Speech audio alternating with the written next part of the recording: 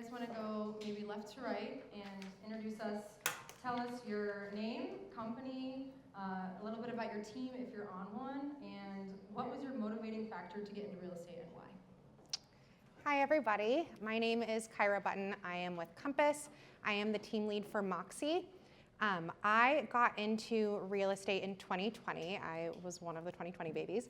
And I started in real estate because I came from the world of social media. So I had built up a YouTube channel at the time, documented the whole process of me moving to Chicago in 2019 and living in a studio apartment with my then boyfriend, now husband.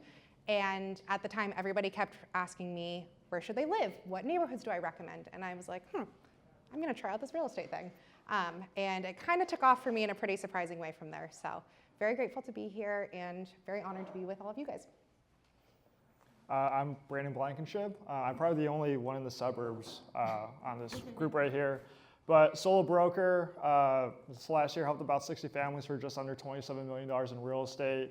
I actually had my real estate license in California, kind of just like fell into the business, graduated college, broke up with my long-term girlfriend in college, and then just moved to California because I was like, no wife, girlfriend, or kids, might as well.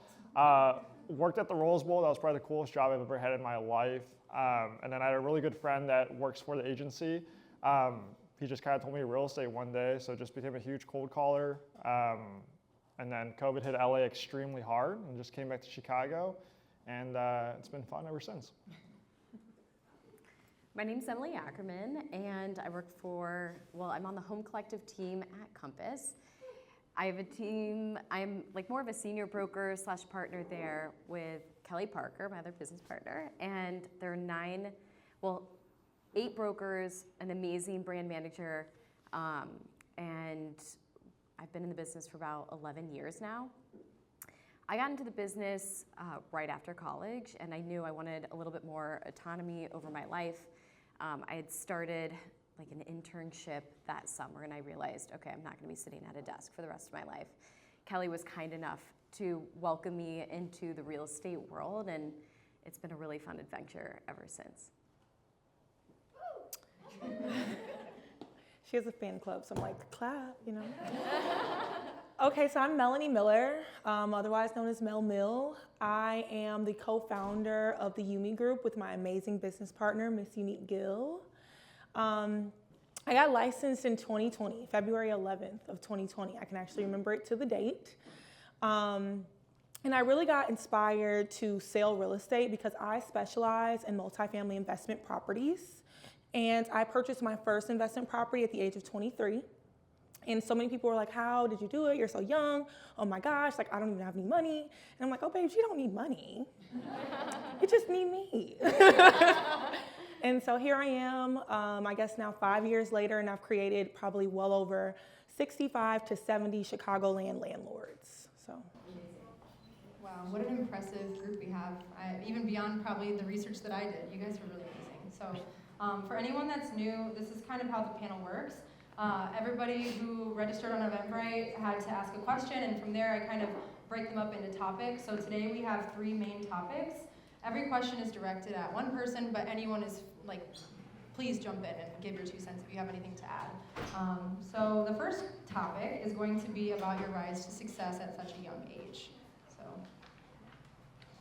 Caira, we're going to start with you. So how should a new real estate agent go about establishing a credible brand? Are there any resources you have used to help fine-tune the quality of your brand as an agent? So for me personally, I feel like I beat a dead horse with this one, but I am real estate. I am social media through and through. I do not do any marketing outside of social media. So all of my clients come from social media or past referrals. I really love the beauty of social media because it's a way to make yourself stand out as not just another agent in the city, but by making someone really have a connection with you personally. There are so many agents in the city, and I think it becomes really intimidating, especially when you're first getting started, there is going to be so many agents that have such a higher sales volume than you and have been in the industry for so many more years than you. But the one thing that another agent cannot do better than you is be yourself. And the more that you lean into that and the more that you really focus in on exactly who you are and being super authentic, people are going to fall in love with who you are, and you are not going to lose clients because of somebody else's numbers. They're going to have that relationship with you. So social media is entirely why I'm here today, and I'm very grateful for it. When I meet a client for the first time at a showing, they already know me and my dog, and they've seen my loft and my husband and when my mom last visited, and like they have a very built-in sense of trust there and a parasocial relationship with me, and I can rock and roll with the parasocial relationship. I can show up, and if you want to be my best friend, I will be your best friend right back. But it breaks the ice there in such a unique way, and then my clients who have worked with me and continue following me, they get to continue getting updates through my life. So you always hear agents talk about like the 72 touch points. I do 365 days of touch points. I am on my stories or on social some way or another every single day. And so these people have that connection with me constantly. And I think that that builds a really, really unique relationship. Fine tuning it, I would say, comes with time. Throw spaghetti at the wall and see what sticks. Like my social media when I started to where it is today versus where it was 5 years ago has been different every step of the way. But create content that you enjoy and create content that you're confident in, and people will recognize that. And I think that if you are enjoying what you're putting out to the world, then people are going to recognize that and they are going to enjoy watching it. This is a piggyback question, probably more for myself than maybe anyone else, but do you change your target audience or your brand identity like annually, or is it more of just like, you know, does it flow just like however you feel that month, or how does that kind of like? It totally just flows. Like, I think you would be shocked at how little of a plan I have for everything. It's just, I think that's the nice thing between real estate and social media too, is there's certain weeks where I'm burnt out on social media. And so I'm like, all right, I'm leaning into the real estate side. And then there's weeks where I'm like, I don't want to talk to a client. I don't want to do anything. Lean more into the social media. So it's nice because I can ebb and flow back into it, but I have no plan. It is like, anytime I'm posting something, it's what am I inspired by today? What do I feel like creating? And I think by having that mindset, it keeps it fun and fresh, and it makes me enjoy doing it. And that's a huge part of it. Like, you have to enjoy doing it or you're not going to do it. So true. Thank you. Next question is for Melanie, and I feel like maybe social media might be part of your answer to this, but what was one thing that you did when you started out, like right away, that contributes to your success today? Yeah, it was definitely social media, right? So I was that girl who was on Facebook Live, and even if I didn't have a client, I was going to look at a property like I had a client and go live and get clients from there. But when it comes to my social media, I think what really helps me is like I've always had a very defined niche. So I've always been like the multifamily girl. I've always been like, hey guys, I'm walking through this 3-unit, like you guys can own this and XYZ. So I dug deeper with my social media to make sure that, you know, the image that I was coming across was going to attract the customers that I wanted. And it wasn't to say that if someone wanted to buy a house that I wasn't being referred to purchase a home, but I knew that I really wanted to lean into that particular property demographic, and so I displayed that throughout my social media, and still do. Yeah, that's good. To hear, like, that's directly generating business by that activity, so it's positive for sure. Brandon, this one's for you. What were some of the major challenges you faced as a young broker, and how did you overcome them? Yeah, so I think for me, like the big challenge, like a lot of my business comes from my sphere of influence. So I'm born and raised in Glen Ellen. I live in Wheaton now, so Western Chicago suburbs. Like the big thing was like just growing through my business was that it's primarily like first-time home buyers. And like the thing with first-time home buyers is that when they're purchasing their first home, their parents are always coming. And the biggest thing that like looking at me, because like I'm gonna look like this till I'm probably like 60, which is a good thing. But like literally every single time, like the parents would always like press me in my knowledge, right? So going like through my first like few transactions, it made me realize really, really quick is that I have to be more educated than their parents and just answering all their questions before they even ask me. So just like on like a very minuscule level, it's just being able to like just the stats of the home like very, very easy, but also talk about appreciation as well as just like opening up opportunity for equity and just like saying like, hey, like your son or daughter is looking to buy this house for 6 to 7 years. We're gonna actually lower that 20% down payment to 10%. use that additional 10% to do remodeling on the home, and we're going to drop your PMI after that. And then over time, this is going to be the 20% down for your $800,000 to $1 million house. So just being able for me to just be the, the value-driven broker helped me a ton. And then, yeah, I can touch on social later. Can you share a little bit of like where you get, what resources you get that knowledge from for someone who's brand new? Yeah, I think the knowledge just kind of comes from, I think one of my hidden skills is that I'm not scared to go talk to the big time agents, especially when I first started in the business. I would reach out to all the agents that I really admired and learn from them right away. And then my second skill is that once I hear something that I really like, I execute right away. I don't go to a lot of classes and just learn. I learn, apply. I hope I fail and fail fast, because once I fail, then I know what not to do. Then when it works, I just double down even harder. Cool, thank you. Last question for this topic is for Miss Emily.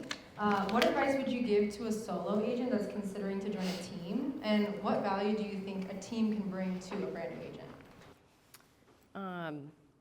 I think the advice I would give a solo agent is someone who's considering joining a team is really find people that you're aligned with. I think at the forefront of my business is always my values. I think all of my clients know, what I value, which is honesty, expert guidance, really being very knowledgeable on the product. And if you're, the beauty is there are so many different teams in this city, and not just partnering with people who, yes, are selling the type of real estate that you're looking to sell, but are people that you genuinely think have great values. And I think ultimately, that's probably at the forefront of what I would share with people. For an agent who's still kind of poking around with joining a team, maybe not joining a team, there are so many resources even outside of a team. What I did as a young agent, I would literally go to the office and pack my lunch, and I would sit there and I would listen to agents. This was also pre-COVID. I would listen to them having conversations with their clients, how they're negotiating, how they're pricing out different properties, and really understanding kind of the nuances of various markets, getting their perspective. And there's a lot that people can showcase on social media, but there's actually so much that we can learn in just the office environment. And then even kind of in addition to that, I would go to brokers' opens and really get in front of agents and understand their perspective. And I think for me, the agents even on my team know that I'm really about the fundamentals in this business, being knowledgeable and really even kind of what Brandon was saying, how he was learning new products in a different market, listening to your inspector.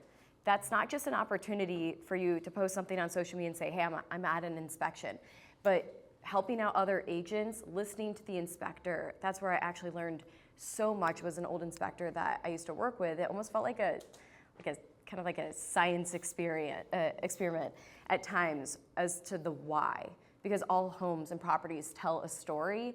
Even standing outside and looking to see, okay, is there water damage? Is there something going on that could tell us about what's going on inside of that home? And that's something that I've always brought along with me. And what's really great is I found a team that actually shares those same values. And our clients know, that that's the expectation when they work with us. So yeah. Great. I actually have a follow-up to that, if you don't mind. And I guess anyone can kind of chime in, but what about advice to someone that maybe is on a team but's feeling like it's not the right fit? Do you have any insight on that? Is it a get out right away, or is... I guess it depends on the experience that they're having. I think something that happens in this business is people promise a lot, right? They say that they're going to get you into, more client facing or get you into listings and stuff, and they're really just there to pay you to be a body. So make sure when you're interviewing with other agents, kind of comes back to the shared values, having them not only having expectations for you, but you having expectations for them. I've mentored, women throughout the years, and I really look at that as they're not just working for me, but I have promised time and energy and knowledge and experience and exposure to them, and making sure to pick up the phone and be available to them during those hard times when they're negotiating something or they genuinely need help. And so, making sure that when you are partnering with a team that you, it's kind of like an equal paths. So I've only been on one team, I know, so I haven't really severed ties, but I think the team that you join, that is the trajectory of your business. And it can look really great on the outside, but what is the genuine support that you are receiving once you join that team? Are those people showing up for you? They're not just putting you in that listing. Are they teaching you how to win that business with confidence, sell that business with confidence? So there's just so much more that happens after you sign the paperwork and join the team. The next question is for anyone that wants to jump in, so no one directly. But maybe talk a little bit about what a new agent can do to differentiate themselves from others. Who wants it? I would definitely say if you want to differentiate yourself, find what it is that you love, right? Why, if you're not even into condos, why do you I want to be a condo specialist? Why? Figure out what brought you into real estate. What impact are you trying to give to your customer? What type of knowledge are you trying to pass on that you've acquired? And so really, again, for me, it was because I was so niched into doing multifamily that I was able to provide a different type of value, a different level of service than a lot of people who, if you might sell 1 to 2 multifamilies a year versus someone that's selling 40 a year, you know what I mean? So truly find what brought you into the industry and hammer home with that. Are you niche to the point where you refer out deals that aren't in your specialty? So I won't refer out deals because honestly, I'm in an advantage because majority of my clients are coming to me already situated to buy multifamily. Now my clients, the goal is always, if you're going to invest, then I obviously want to get you into a single family home one day.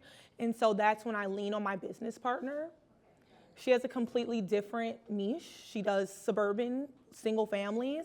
So our motto is you're gonna see both of us. You're gonna see me and then you're gonna see her or vice versa. So luckily, majority of my clients already have this plan to get an investment property and then move on to something else. All right, let's talk about 30 under 30. I know that this isn't on the script, but will someone just briefly explain how does one attain 30 under 30? What did it look like to apply? How did you get involved? Does anyone? Sorry, I know that was off script. It pretty much feels like putting applications in for college. It's kind of crazy actually. So I think 250 or 300 agents in the U.S. kind of apply every single year. And what I personally love about 30 under 30, it's really agnostic, right? I think with the current real estate landscape, everyone's recruiting everyone, but just being here and going to the events, it's the agents at the top of their game, doing stuff at such a high level that that you couldn't even imagine. My first time was in New York last year with actually Mel, and it's just so crazy to hear 23-year-olds buying 300 doors, things that you can't imagine. But the beautiful thing about it, and especially 30 under 30, is that I love just seeing people and looking at them saying wow, you crushed it, and if you can do it, I can do it, and anyone else can do it. So it's really inspiring in that aspect of it. Follow up to that, was there anything that you were involved in that you think helped boosted kind of your resume or your experience to get to be accepted? I think I have a loud mouth in the real estate industry, so I kind of just gab a lot. But no, I kind of just listen. Tommy Choi is a huge mentor to me. And Caira, the first time I applied, me and Caira were in it together, and it was super cool to see Caira and I forgot her name. Kelly. Get there during grabbing lunch and stuff like that, and just the support. But I mean, just being connected. I think the one thing about this business that I learned really, really early was that this business is extremely lonely. And if you're in it by yourself, it sucks, right? I don't think I can do it by myself and not talk to people because I couldn't talk to my friends back from school or back home and everything like that and say like, oh my God, like 3 deals just died, right? They would be like, suck it up. And I'd be like, all right, well, I pay my mortgage. So yeah, I mean, just a lot of networking, I think, with agents that were in it already helped me a ton. And just, really good recommendation letters and just continue to put myself out there. See, I feel like I have a little bit different perspective. When I became a 30, I barely knew any other 30s. It's not a big thing in my community. It's just not. And so I got wind of it from a great mentor, and she's like, you should really apply for 30 under 30. And I was like, what is that? At the time I was like 24. And she's just like, keep working hard, you'll see, right? And so then I was about to turn 29 or 28. I think I was about to turn 28, and I saw it pop up on my NAR. And I said, you know what? Just throw my hand in the ring and see what happens. And so that's how the experience was for me. It wasn't something where I had a lot of recommendation letters or mentorship into it, but I'm really grateful for the community that I have with the 30s. It's so different, the community. I'm super grateful. Stephanie Spenner is here for me today, and she wrote me a recommendation letter, and I don't know if I would have gotten it if it wasn't for her, so very, very appreciative. But the community of 30 under 30, I got in and was so honored, but I did not anticipate how much it would actually affect me. And of all of the networking I've done, I am more grateful for 30 under 30 than anything else. Carly didn't even mention it. She is a 30 under 30 from my class. And it is so cool because everyone is from everywhere, and I find it absolutely fascinating talking to the other agents in 30 under 30 from different markets, because here, I strictly work downtown. I am in condos and lofts all day. There's an agent who's in our group of 30 under 30 who does these ranches that are 100 acres plus of ranches, and he's driving 4.5 hours for each showing. And it's just, Carly specializes in commercial real estate in Miami, and she's showing up in a hard hat heels. And I'm like, it's just, everyone's so different. And I think it's so cool to be able to learn from all of these different people in different industries, because even though our markets are entirely different, at the core of what we do is very similar. And so being able to learn from others and feel like somewhat of a peer to some of these people who I look at what they do and I'm like, wow, the imposter syndrome really kicks in, but I'm so, so grateful for it. Emily, I'm not letting you off the hook. Someone close to you told me yesterday that you almost didn't apply, and then you ended up winning. So what's that all about? I think it was like imposter syndrome. You never think that your name is going to be drawn, and there are obviously a lot of agents in this city, and you always feel like someone else is working harder than you and longer than you and all of that. And so thankfully I had my mentor in the business encourage me to apply, and I was like, oh snap, I made it to the final 50 or whatever it is.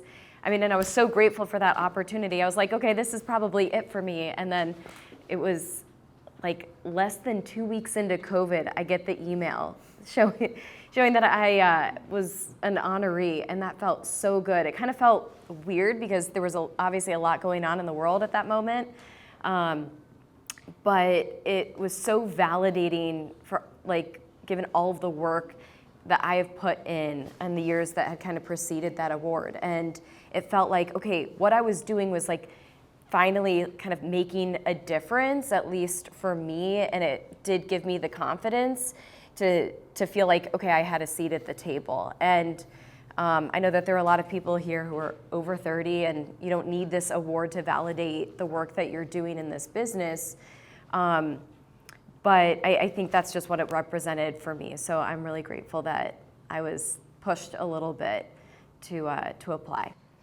I think one more thing, if I can. When I got it, huge imposter syndrome. I think most people who get 30 under 30 relate to this. And it opened doors for me and put me in rooms that I did not feel like I should be in at all. And Tommy Choi gave me the advice of take up your space. You deserve to be there. You're invited for a reason. Take up the space of you being in that room because you should be there. And I remember just repeating that to myself time and time again when I'd walk through these doors, and then I'd walk out and be like, okay, it wasn't as scary as I thought it was. And even showing up today, things like this, I'm like, all right, today I take up some space, but I'm so grateful for that advice because it's true. Every single person who gets it is kind of like, are you sure? Congrats to all you guys. Yeah, earned, not given. So revel in that.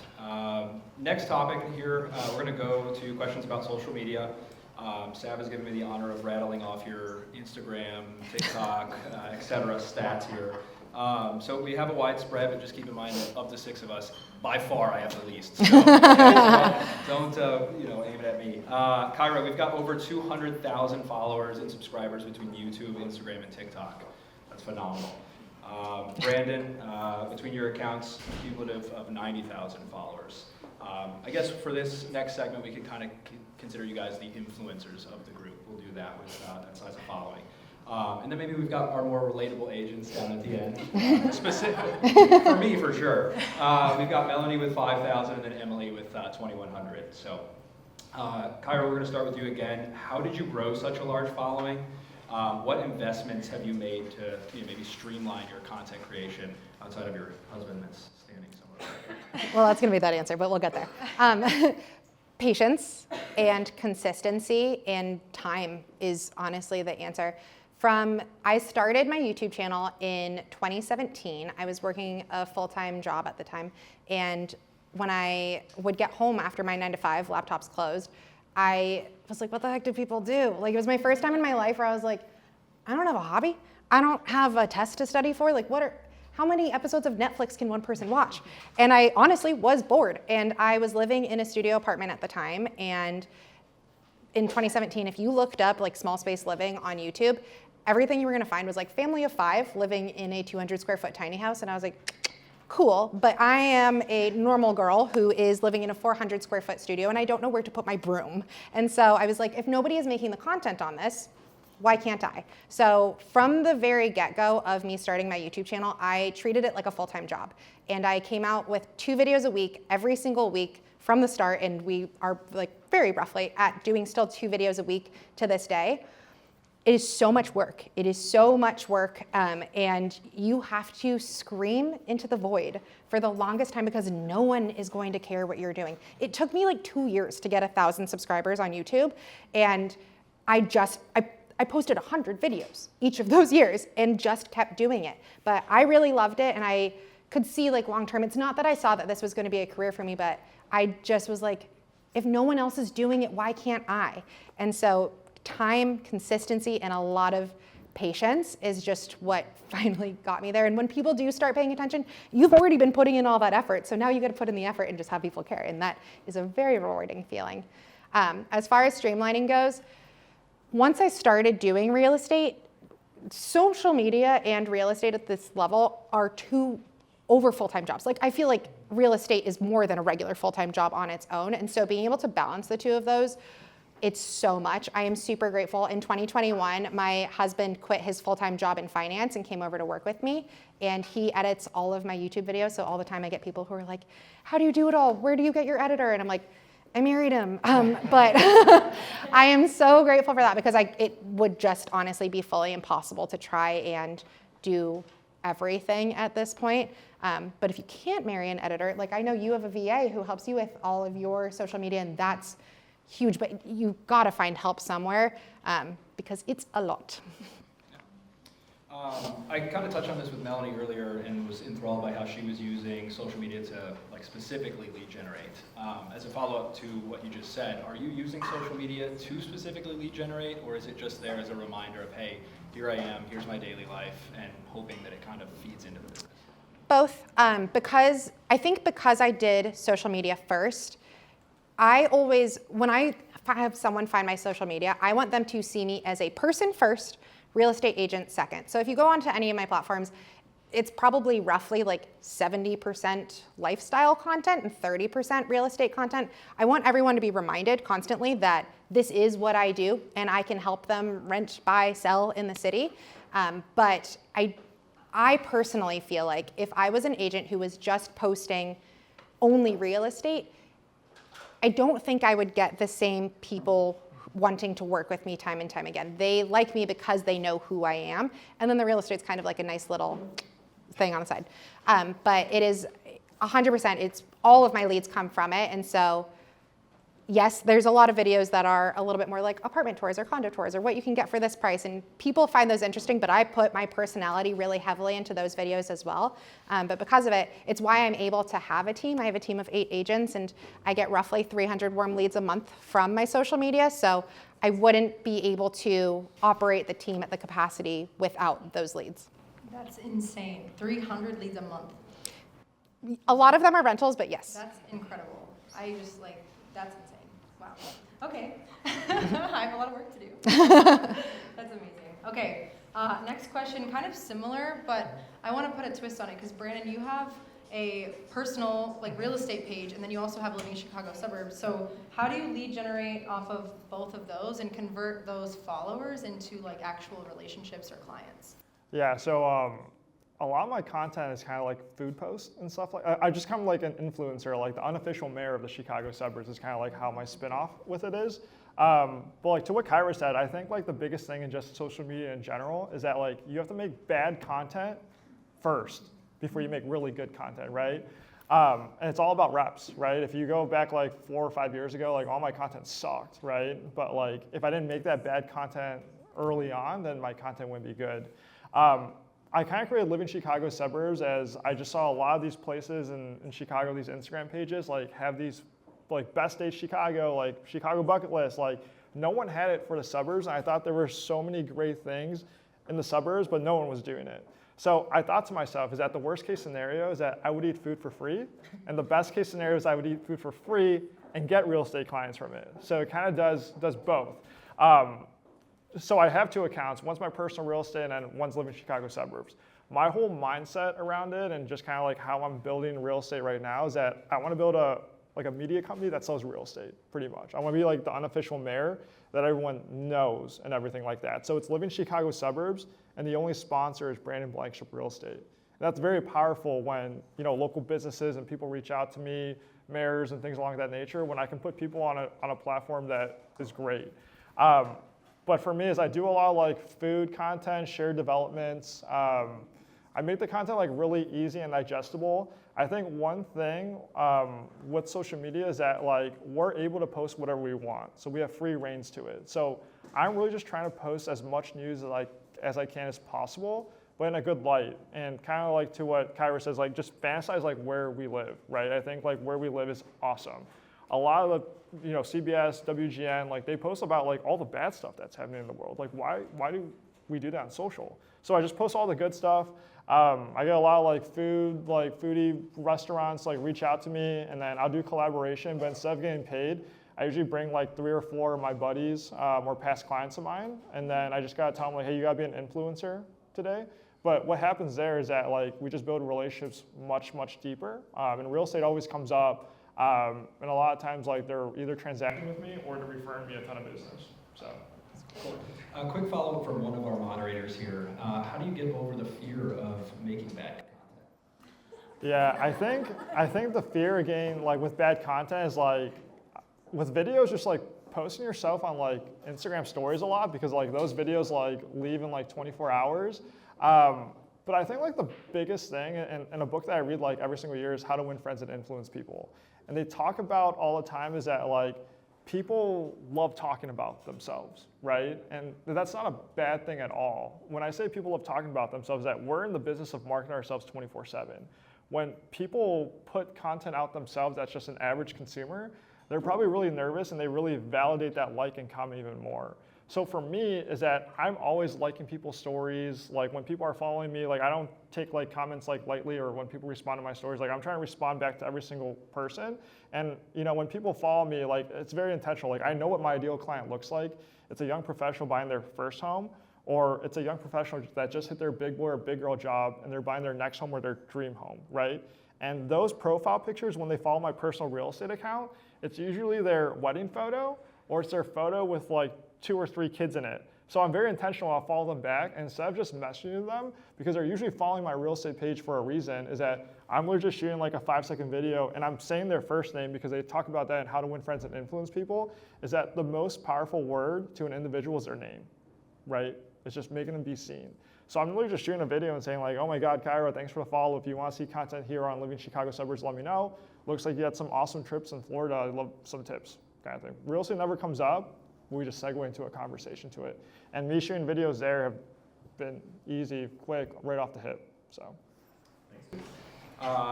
Melanie, what does your social media schedule look like? How do you plan maybe your week of content to stay consistent? Or maybe you don't, I don't know.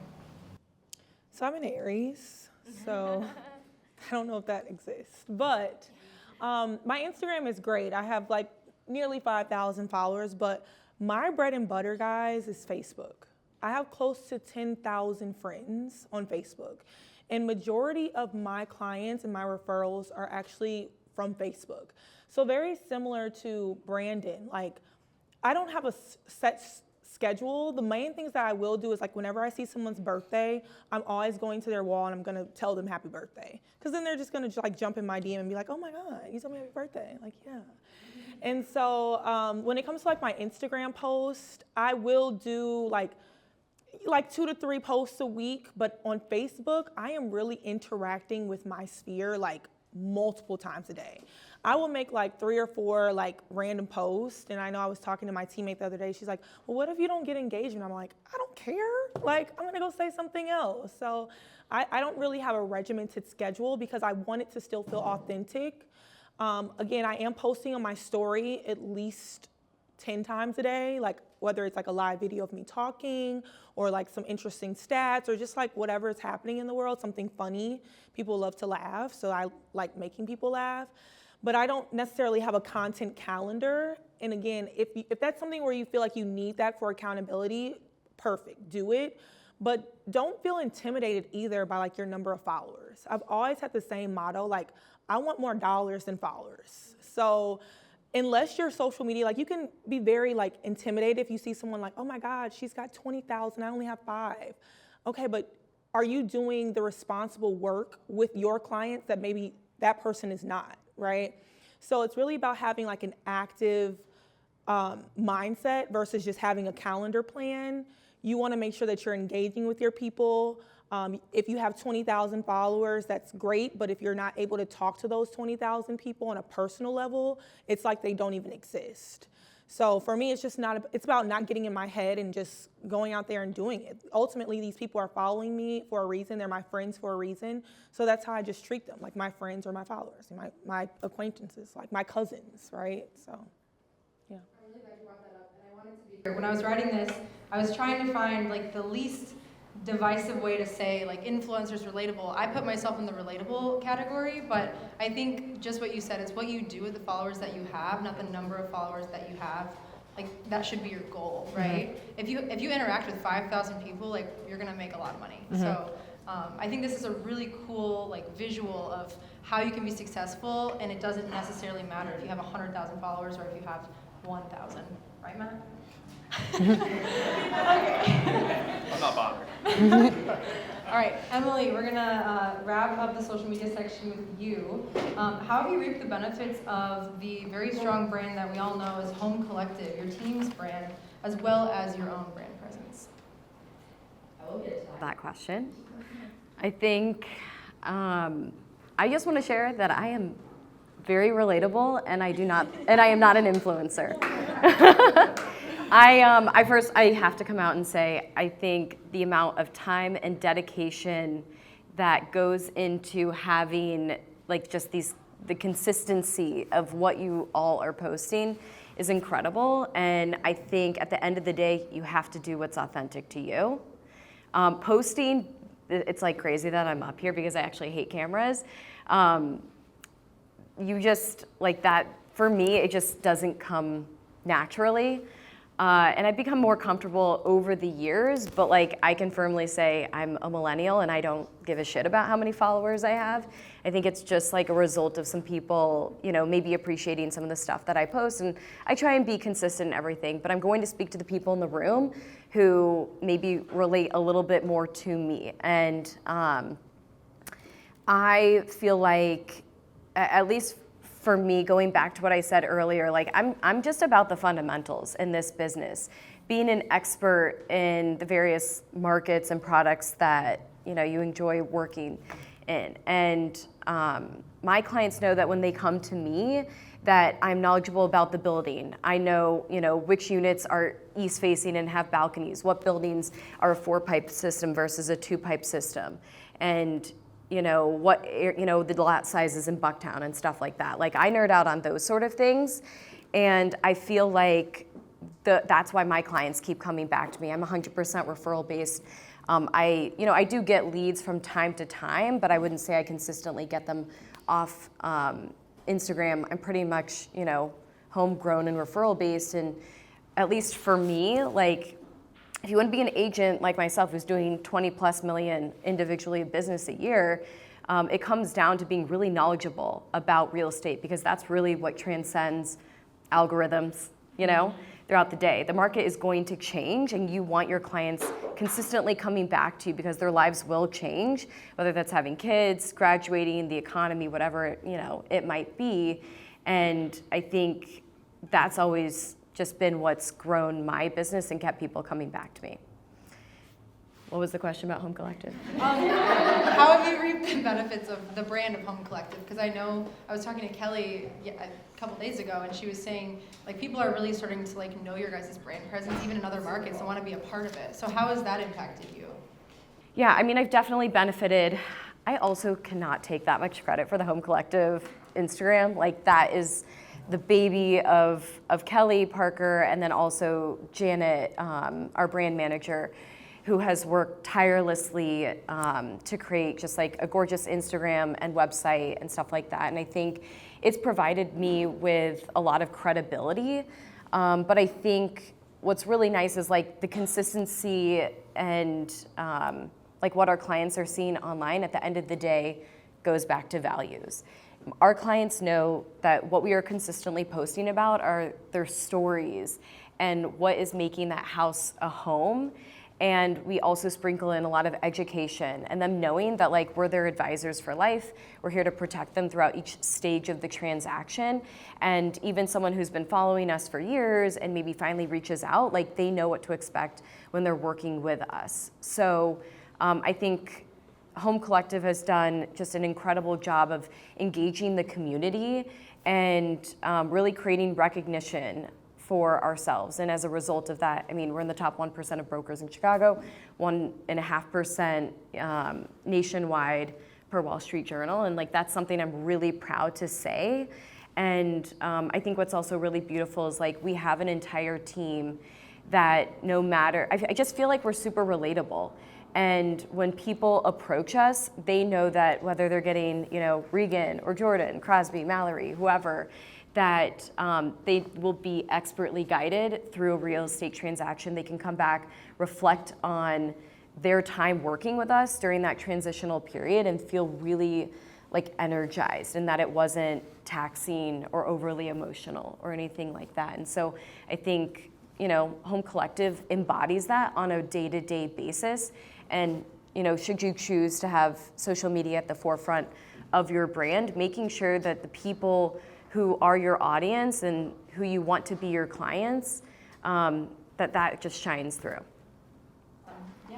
Speaking of transitional periods, our third topic is about kind of your success as a more senior agent now. Like we know now that you guys have made it past the growth phases as a new agent. So what is this one's for Caira. So what systems are you utilizing in your business and your non-negotiables that help you continue to succeed and grow?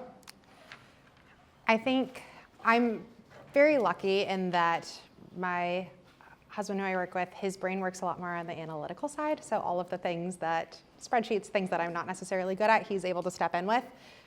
But piece of advice I was given really early on is offload everything you are not good at or you don't enjoy doing. So I have been very intentional with that from a pretty early stage of just being like, if it's not something that I think I'm really, really great at, then I'm going to find someone who is better at it than me. So I utilize virtual assistants a lot, and that has been something that I could not do it without them.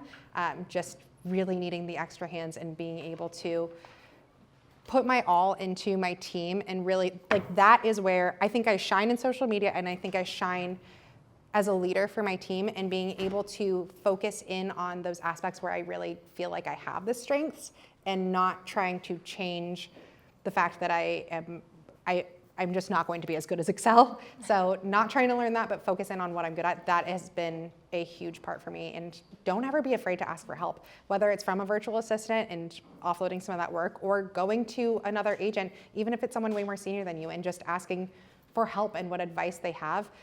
No one is ever afraid to, or no one ever doesn't want to give help. Someone's gonna be flattered that you're asking, and you're going to be able to learn so much from it. So always feeling comfortable asking for help from others.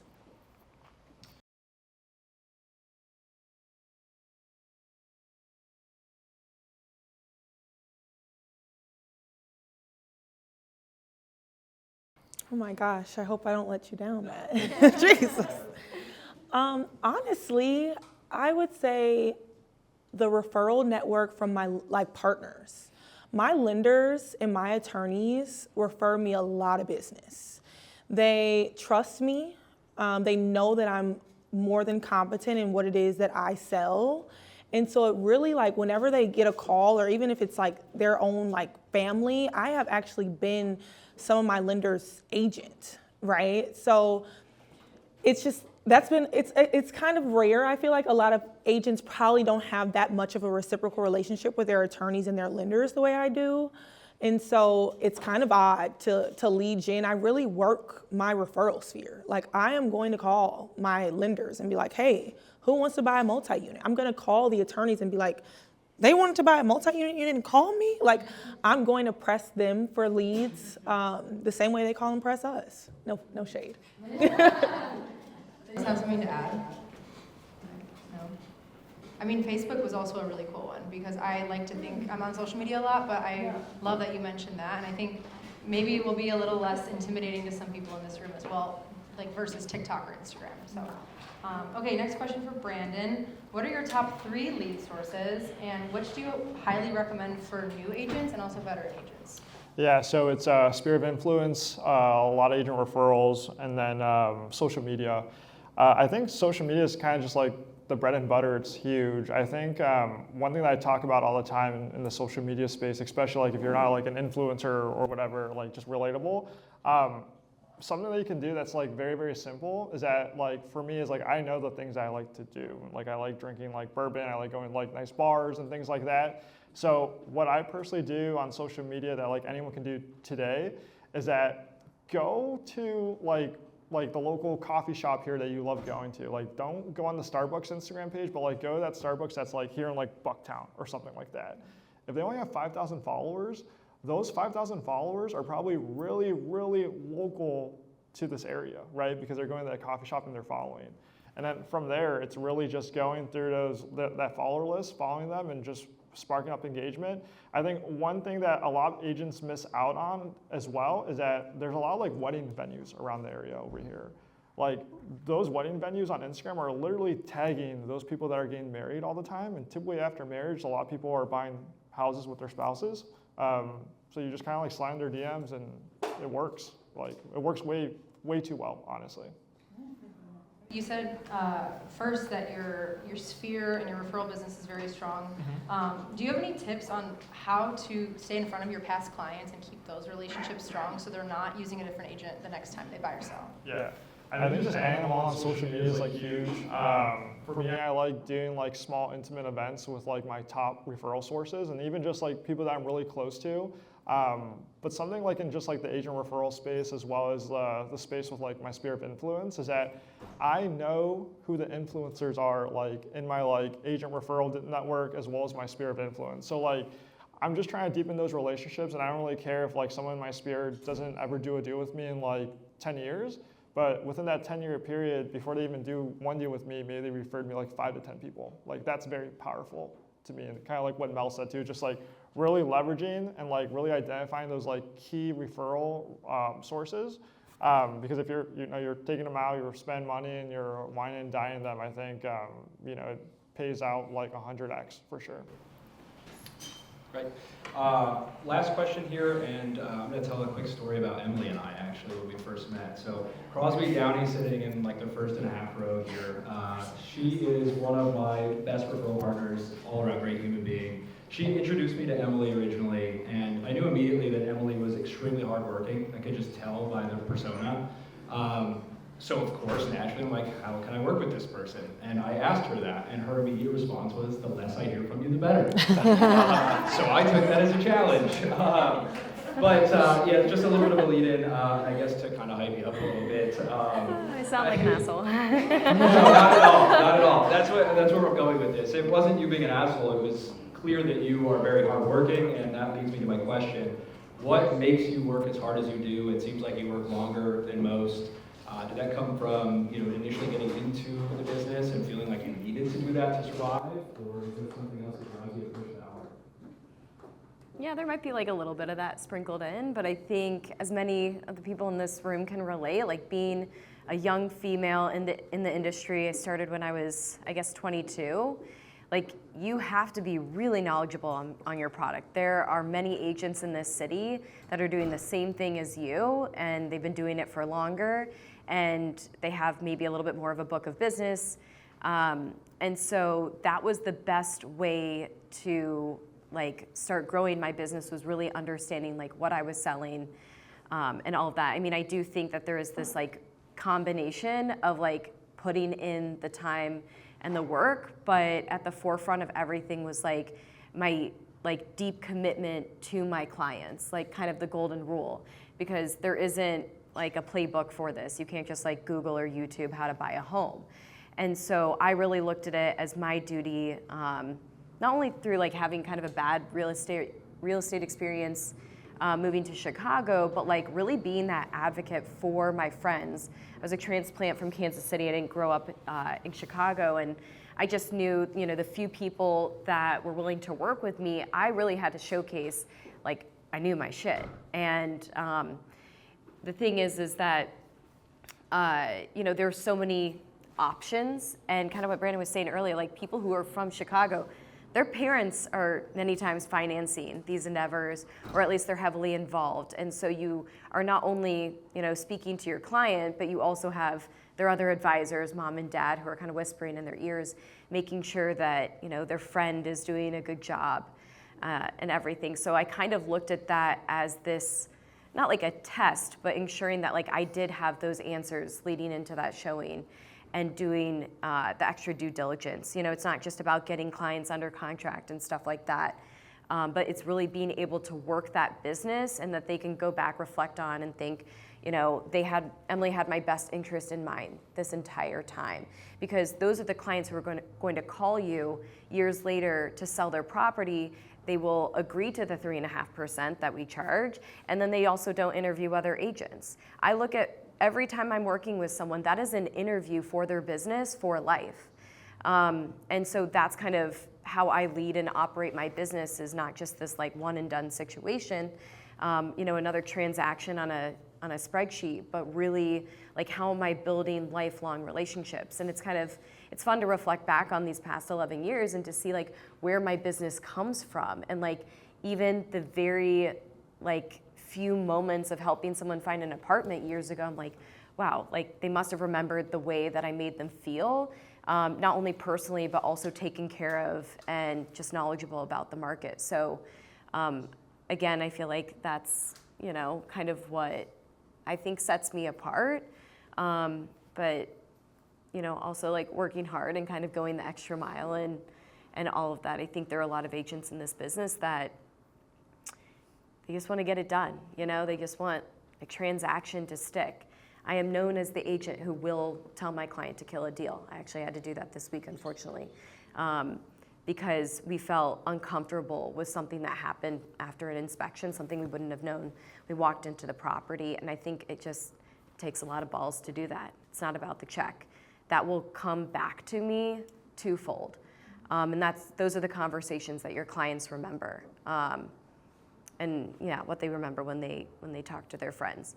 I think the other thing is also being able to just work the business that is presented to you. We've talked a lot about social media today, and I think it's an incredible tool, and it's a free tool, especially for people who are starting out in the business. But what happens, when you're showcasing certain properties, I know everyone wants to be I don't want to say everyone, because you want to showcase luxury apartments in Gold Coast, $5 million homes, and you're going to these brokers' opens, and everyone loves the eye candy online. But if someone actually reached out to you, would you be able to speak on all of those buildings and the differences? So just kind of staying authentic to yourself and in that vein as well, but also coupled with a lot of hard work, and kind of just going the extra mile for your clients.